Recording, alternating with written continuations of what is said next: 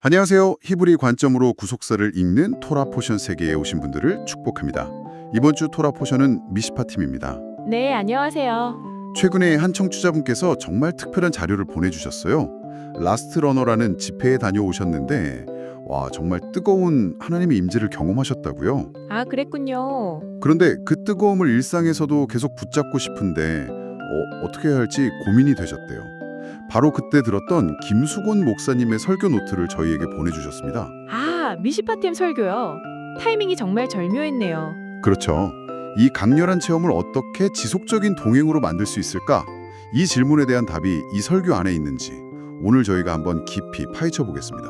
네, 보내주신 설교 노트를 저희도 정말 흥미롭게 분석했는데요. 이 설교의 핵심 메시지를 딱 한 문장으로 압축한다면 아마 이걸 겁니다. 한 문장이요? 하나님의 임재는 뜨거운 체험으로 찾아오지만 머무는 것은 잘 다듬어진 삶의 질서 위에서다. 아, 체험으로 오지만 질서 위에서 머문다. 네, 하나님께서 시내산에서 그 강렬한 불 가운데 나타나신 후에 더 뜨겁게 기도해라가 아니었잖아요. 맞아요.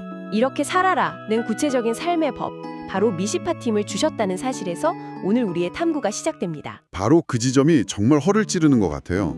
우리는 보통 영적인 갈급함이 생기면 더 강력한 체험을 찾아 나서는데 그렇죠. 더 뜨거운 곳, 더 은혜로운 곳을 찾죠.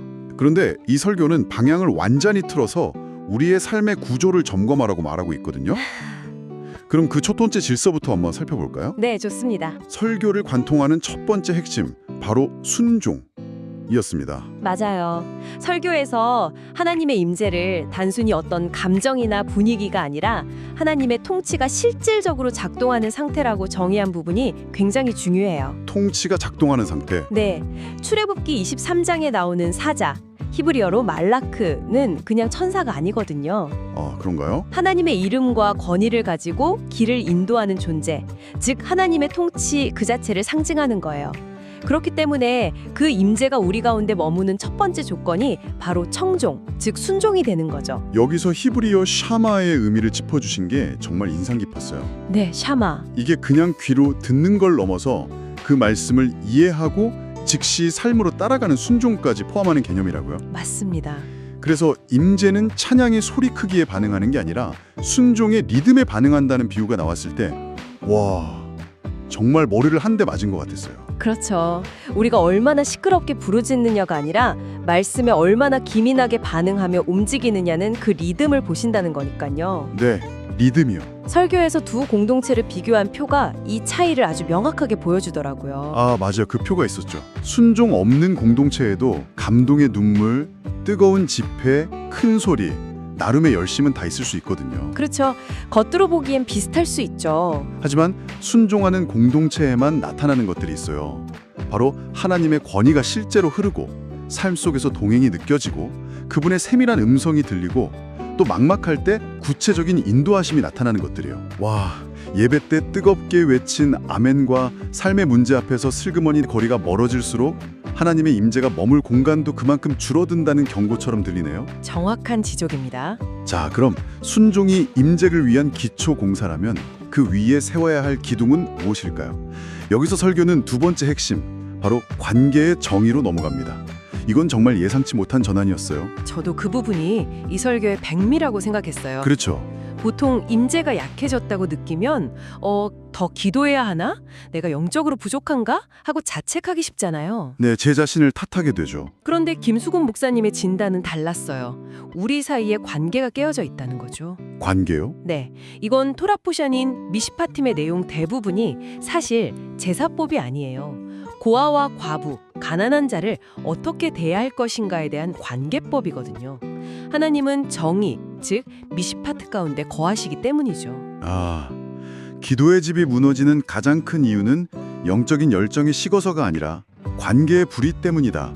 이 문장이 정말 강력했어요. 바로 그 문장입니다. 공동체 안에서 암암리에 벌어지는 사역 경쟁, 리더십에 대한 불신, 뒤에서 하는 수군거림 같은 것들이 사실은 하나님의 임재를 밀어내는 가장 큰 원인이라는 거잖아요. 맞아요. 시편 133편에서 형제가 연합하여 동거함이 어찌 그리 선하고 아름다운고 라고 할 때 바로 그 머리에서부터 옷깃까지 기름 부음이 흘러내린다고 하잖아요. 네, 그 말씀이 있죠.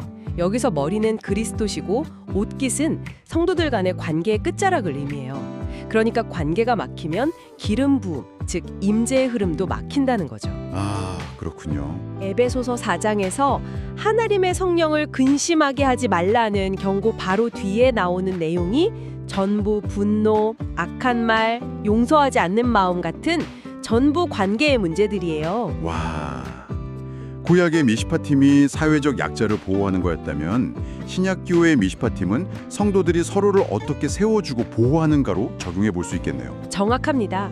정말 중요한 깨달음이에요. 자, 이제 세 번째 법칙으로 넘어가 보죠. 우상 제거가 임재의 통로를 연다. 여기서 말하는 우상은 우리가 생각하는 그런 돌이나 나무로 만든 형상과는 거리가 멀었죠. 네, 이 설교는 우상의 개념을 현대적으로 아주 날카롭게 재정의하고 있어요. 어떻게요? 설교에서 우상, 히브리어로 퍼셀은 하나님 대신 의존하게 만드는 모든 시스템과 구조를 의미해요. 시스템과 구조요? 네, 예를 들어 기도보다 회의를 더 신뢰하는 문화, 하나님의 도우심 없이도 너무나 잘 돌아가는 조직, 혹은 어떤 특정인의 은사나 능력에 과도하게 의존하는 분위기 같은 것들이요. 와, 그렇게 생각하니 적용 범위가 엄청나게 넓어지는데요. 성공에 대한 집착, 사람들의 인정에 대한 갈망, 맞아요. 심지어는 제가 이뤄낸 사역의 성과조차 하나님보다 더 의지하게 되면 우상이 될 수 있다는 거네요. 그것 없으면 불안해지는 모든 것. 바로 그겁니다. 설교 속 비유가 정말 기가 막혔어요.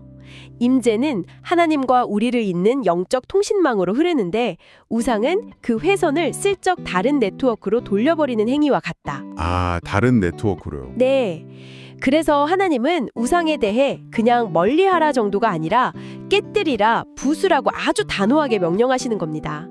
다른 회선이 자꾸 연결되어 있으면 메인 회선이진 하나님의 임재가 제대로 흐를 수가 없으니까요. 우상 제거는 거창한 영적 전쟁이 아니라 내 삶의 작은 의존들을 하나씩 포기하는 것에서 시작된다. 말씀이 기억에 남네요. 네, 핵심이죠. 자, 이렇게 순종의 털을 닫고 바른 관계의 기둥을 세우고 우상이라는 다른 회선을 다 끊어냈을 때 드디어 마지막 네 번째 엄청난 약속이 주어집니다. 네. 질서를 지키는 공동체는 하나님이 대신 싸우신다. 네, 이건 우리가 얻어내는 결과가 아니라 앞에 세 가지 질서를 지킬 때 주어지는 선물 같은 약속이에요. 선물이라? 출애굽기 23장 22절 내가 내 원수에게 원수가 되고 내 대적에게 대적이 될지라. 이 말씀은 단순히 우리 편이 되어주시겠다는 게 아니에요. 그럼 뭐죠? 싸움의 주체를 완전히 바꾸시겠다는 선언입니다. 우리가 싸우는 구조에서 하나님이 싸우시는 구조로의 완전한 전환이죠. 아, 구조의 전환. 사람이 싸울 때랑 하나님이 싸우실 때 결과가 어떻게 다른지 비교해 주신 부분이 정말 와닿았어요. 우리가 직접 나서면 어떻게 되죠? 감정 싸움은 결국 공동체의 분열로 가고요. 그렇죠. 논리 싸움은 서로에게 상처만 남기죠. 또 영적으로 싸워보겠다고 나서도 결국은 탈진하고 소진될 뿐이에요. 맞아요. 정말 지치죠. 하지만 하나님이 대신 싸우실 때 나타나는 현상은 완전히 달라요. 도무지 설명할 수 없는 방식으로 위기에서 보호받고. 꽉 막혔던 상황에 길이 열리고요. 네. 그리고 나를 괴롭히던 대적들이 이상하게 힘을 잃고 약해져요. 가장 중요한 특징은 전쟁의 한복판에 있는데도 내 마음에는 이상하리만치 평강이 유지된다는 거죠. 와, 이게 바로 임재가 머무는 공동체의 증거군요. 그렇습니다. 그래서 설교의 결론이 이거였군요. 임재가 머무는 공동체는 전쟁을 이기려고 애쓰는 게 아니라 하나님이 임재를 잃지 않으려고 애쓴다. 바로 그겁니다. 정말 중요한 원리네요. 우리가 싸움 자체에 집중하는 게 아니라 하나님이 싸우실 수 있는 환경과 구조를 만드는 데 집중해야 한다는 거군요. 맞습니다. 그리고 김수근 목사님은 이 네 가지 법칙이 그냥 이론이 아니라는 것을 증명하기 위해 아주 탁월한 역사적 사례를 들어주셨어요. 아, 다윗의 언약궤 이야기요? 네, 바로 그 이야기죠.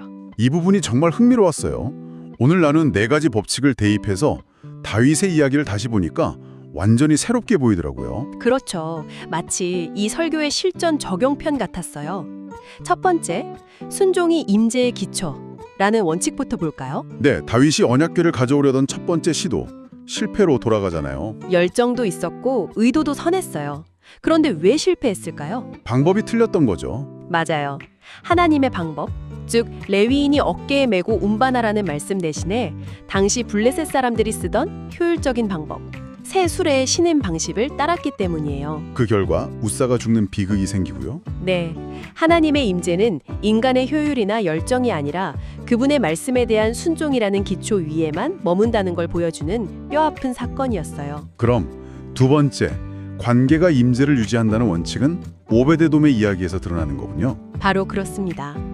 우사의 죽음 때문에 모두가 언약궤를 두려워하고 기피할 때 오베데돔은 달랐어요. 어떻게 달랐죠? 그는 언약궤를 그저 저주받은 물건이 아니라 존귀하신 하나님의 임재 그 자체로 대우하고 자기 집으로 환대했죠. 두려움의 대상이 아니라 경외와 환대의 대상으로 올바른 관계를 맺은 거예요. 그랬더니 결과가 놀라웠죠. 네, 불과 석 달 만에 그의 온 집안이 엄청난 복을 받잖아요. 공동체가 하나님의 임재를 소홀히 여기거나 두려워하는 게 아니라 존귀하게 대하고 환대할 때 바로 그곳에 축복의 임재가 머문다는 것을 보여주는 확실한 증거죠. 세 번째 원칙, 우상 제거가 임재와의 소통을 연다는 다윗과 미갈의 모습에서 정말 극명하게 대비되죠. 그렇죠. 다윗은 드디어 언약궤가 다윗성으로 들어올 때 너무 기쁜 나머지 왕의 채통, 즉 체면이라는 우상을 완전히 벗어던지고 어린아이처럼 춤을 춥니다. 반면에 그의 아내 미갈은 성에서 그 모습을 내려다보며 다윗을 업신여기고 비웃어요. 그녀에게는 하나님의 임재 앞에서 함께 기뻐하는 것보다 왕의 품이라는 자신의 우상이 더 중요했던 거죠. 자신의 우상이 건드려지니까요. 네, 그 우상 때문에 임재의 기쁨을 누리는 남편을 판단하고 정죄한 거예요. 결과는 명확했습니다. 모든 체면의 우상을 내려놓은 다윗은 하나님과 깊이 소통했지만 자신의 우상을 지키려 했던 미갈은 평생 임재와 단절된 삶을 살게 되죠. 그리고 마침내 이 모든 질서가 회복되었을 때 네 번째 원칙, 하나님의 전쟁이 어떻게 증명되는지 성경은 분명히 보여줍니다. 네, 보여주죠. 다윗이 언약궤를 다윗성에 안치한 이후 성경은 마치 도장을 찍듯이 반복해서 기록하잖아요. 여호와께서 다윗과 함께 계시니 그가 어디로 가든지 이기게 하셨더라. 바로 그 구절이요. 바로 그겁니다. 하나님의 임재가 예배당이나 성막 안에만 머무는 게 아니라 다윗의 삶의 모든 전쟁터에 동행하며 실제적인 승리로 나타난 거예요. 교회 안에서의 뜨거운 예배가 교회 밖 세상에서의 승리로 이어지는 것.